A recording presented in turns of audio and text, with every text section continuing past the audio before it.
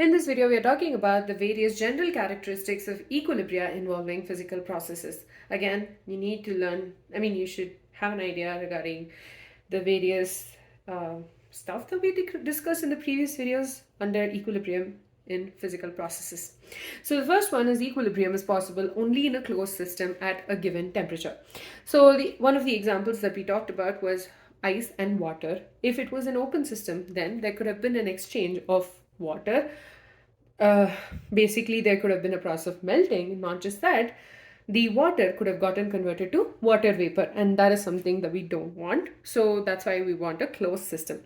And at a given temperature, because temperature always has to stay constant for us to observe the equilibrium.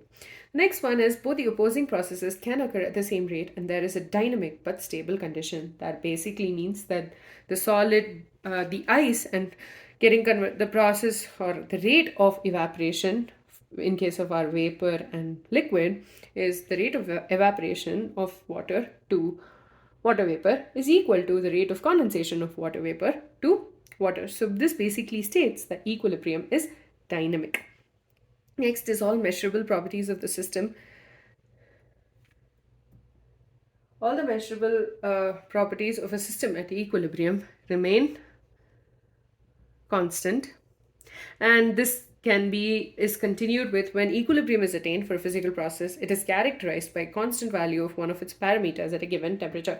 For example, when we talk about the concentration of the sugar in the solution, it stays constant because of the equilibrium between the sugar, which is a solid, and the sugar dissolved in the liquid. So at equilibrium, there is a constant of concentration observed, the concentration is constant. That is what is observed.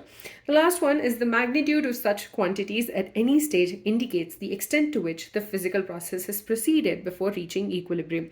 So that in turn, for example, certain liquids, when we talked about liquid and vapor, certain liquids like acetone and ethanol would have a different vapor pressure compared to water at that specific temperature.